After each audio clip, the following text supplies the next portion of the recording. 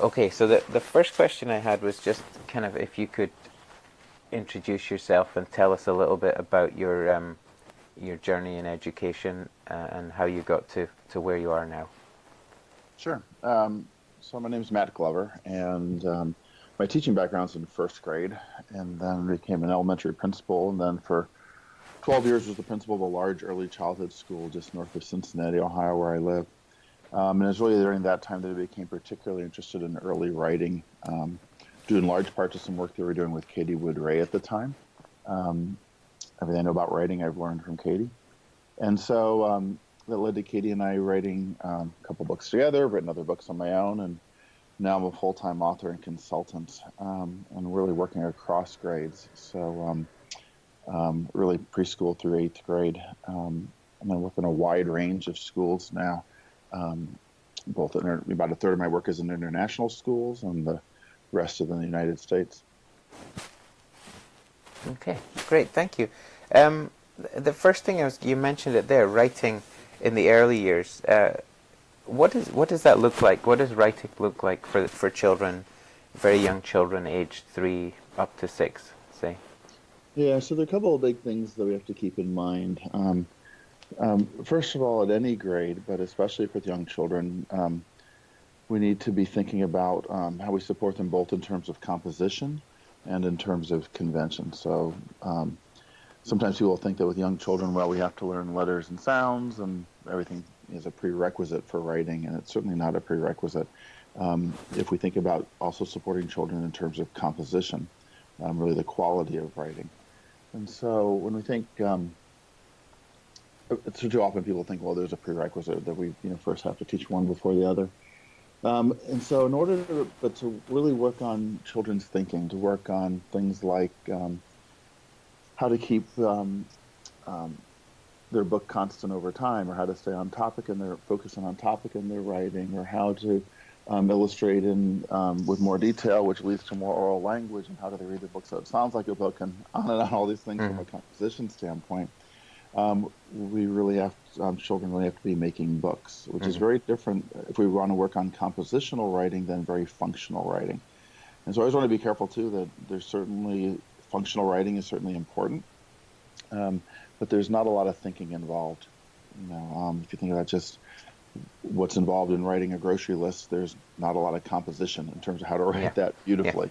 But certainly from a it's a very functional writing is important, but from a composition standpoint, young children would primarily be making picture books, which is really the main thing that we're making in their early years, simply because that's what they have the most vision for. mm-hmm. We'll write lists and cards and letters and signs and things, certainly the types of functional writing. But to really work on children's thinking, we'd have to be really considering how do we support children in making books. Yeah. Thank you for that. I think the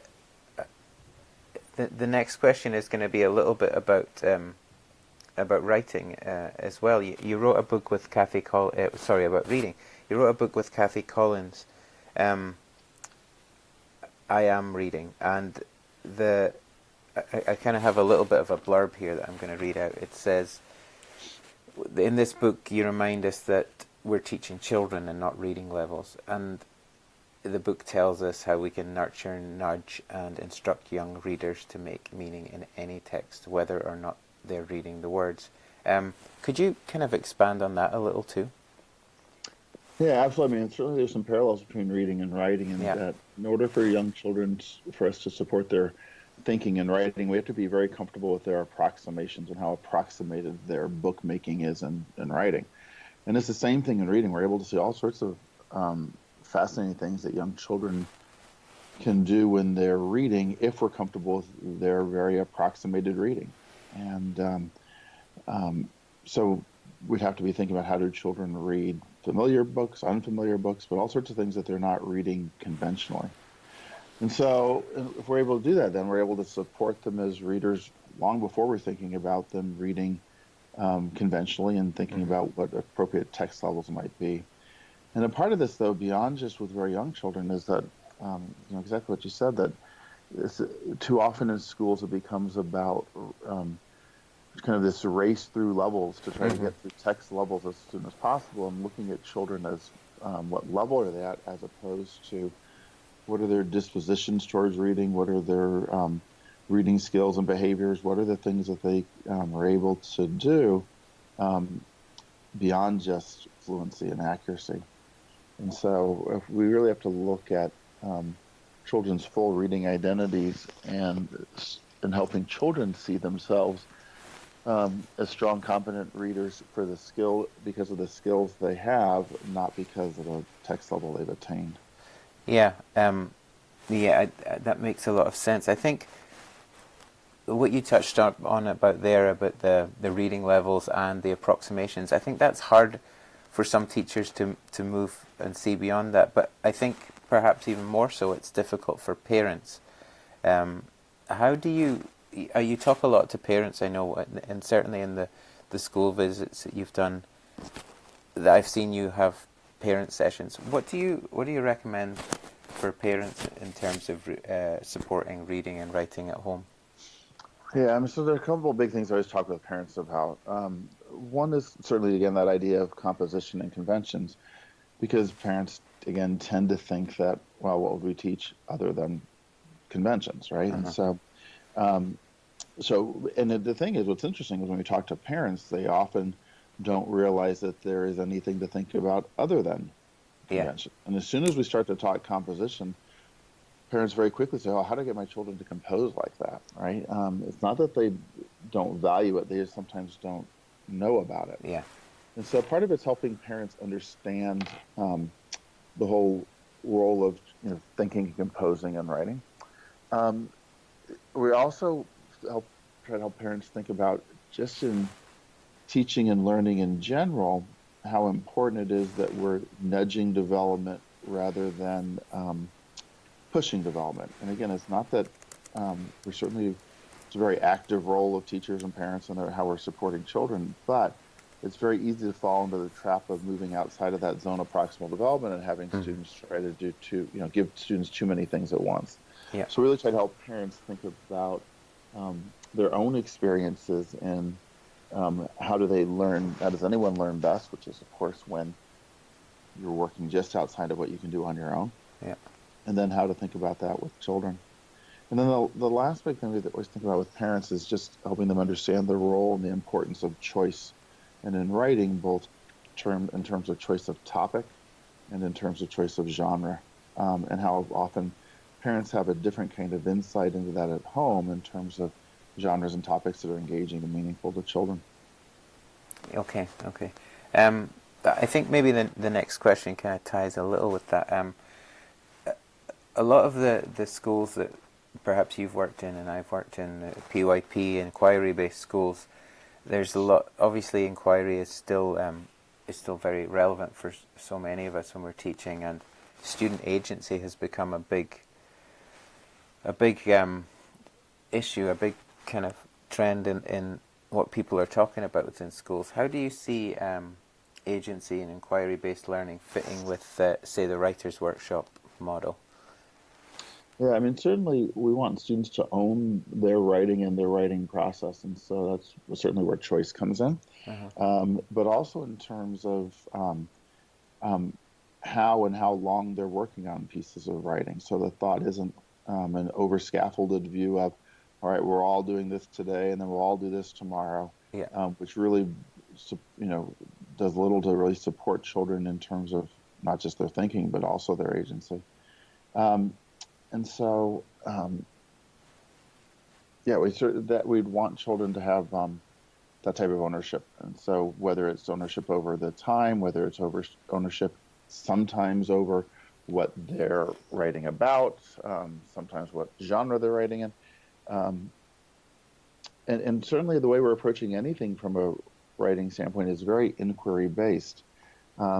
One of the skills that we think a lot about with children is the ability to read like a writer, Hmm. which is that ability to notice what published authors do and then try it out on your own. Well, in order to do that, you'd have to be able to um, inquire into what do authors do in published text, which is again why making picture books is so important. It Yeah. all ties together, right? And so we want children to notice what published authors done, have shown how they try it out in their writing, which means we would need a stack of text to inquire into.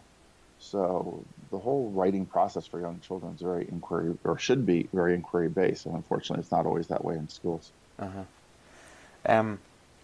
Moving on a little bit to another book that you wrote with, I think it was with Alice Berry, the Projecting Possibilities. This book, you suggest that perhaps we should be projecting units of study for writing rather than planning them. Could you explain the difference there, and again how maybe choice comes into that too? Yeah. So the way we think about this in terms of projecting is when we're getting ready for a unit of study and we sit down to think about what we're going to teach, which is of course an inquiry-based process in itself as teachers study a stack of text. But as we do that, we're really thinking about how might this unit unfold if everything went exactly as planned, which of course never happens when we're actually teaching in a classroom of actual children. And so it's really how do we project how a unit might unfold so that we can make responsive decisions along the way. It's really how to plan for responsiveness, which is very different than more traditional planning in some ways, or more typical planning sometimes, in that, all right, here's what we're going to do in every day of a unit, and that we know exactly what we're going to, the way we often say it is, that sometimes who has the thought of, here's exactly what we're going to teach on day 13 of a unit, and we'd always argue that, well, we can't know what we're going to teach on day 13 before the unit starts unless we ignore students for the first 12. We just ignore what students are doing and don't pay attention and make responsive decisions, which of course is not what we'd want to do. So when we're projecting a unit, we're thinking about what are all the possibilities of how it might unfold, and then how do we, what might we teach? It also allows us to have a broader bank of teaching possibilities, since we're not just looking for the 20 days of the unit of study, thinking about what are all the other things we might teach in this unit, which then gives us a greater range of teaching possibilities and makes it easier and more effective in meeting individual student needs. That really hits home. I was talking to Kath Murdoch recently about just what you said there, about kind of digging into what the students already know and valuing that. And she said teachers really need to be careful about just doing the prior knowledge and then going to do what they were doing anyway, what they'd planned anyway. So I think that's a difficult thing for some teachers to kind of shift from that, here's what I planned, so we're going to do this, to being a little more responsive, as you said. Well, and even more concerning is when it's not even what they planned, but when somebody else planned. Right, which is often the case where it's, well, here I've got this unit that somebody else wrote who's never met my children, who planned a unit several years ago for a totally different group, yet we're thinking that that's going to meet exactly what our students need. So the question is really, how do we, the question is really, who's making the decisions? Who's deciding what to teach tomorrow? Is it the classroom teacher, or is it a program or a curriculum guide or anything else? And it's really, the argument would be that only teachers can decide what to teach tomorrow, because they're the only one that's there today. I think that kind of leads into my next question, the idea that teachers are responsive to what's happening in their classroom and not taking the book off the shelf, and is a really interesting topic, I think, for many schools. And again, maybe not the easiest thing for people who have been used to working in that way, but the next question is about leadership, and what would you suggest is the best way or the right thing for leaders to do with that situation? Well, one of the things certainly, as a principal, we'd expect people to be asking teachers, why did you choose this mini lesson today? And too often when we ask teachers that question, the response is, well, it's lesson 15. I already taught lesson 14, so lesson 15, let's come next. As opposed to teachers saying, Well, here are my goals for the unit. Here's what's been happening in this unit. I've noticed this, and so I decided to teach this today. That's very different thinking. And it's very easy to get at the part of principals if they have those conversations with teachers, right? It's pretty clear whether a teacher has made a decision based on the needs of her students and what she's seeing in the classroom, or whether the decision is, or there's not a decision and somebody else is deciding it. And so asking teachers, how are they deciding what to teach? How are they projecting units of study? How are they thinking about their unit before it starts? And related to that, if we would go right back to what's in their stack of text. It's just very difficult to teach students how to do something if they've never seen it before. So principals would need to ask, what's in your stack of text? And even beyond your stack of text, they'd also need to ask teachers, how are you using your own writing? Because of course, it's not enough to have published text. Yeah. Teachers have to be able to teach with their own writing as well. Which always brings up an interesting point with teachers, simply because there's no place else in school really that I can think of where teachers do something or teach something that they haven't done themselves. Yet we see it all the time with writing, where somebody's teaching students how to write poetry, but they haven't written any poems themselves recently. And so you'd have to have that combination of published text as well as our own writing, and really student samples to teach out of as well. Yeah. The mentor text, very important, and various types of mentor text. Okay, just the next question is kind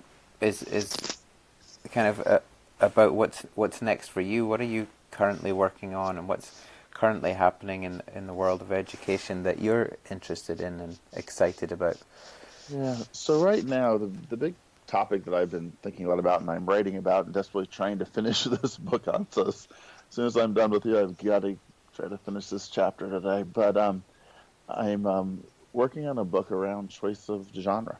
Okay. And it's really how to have units of study and writing workshop that go beyond just genres. And unfortunately and increasingly, when I'm working in schools, I'm in schools where students never have choice of genre.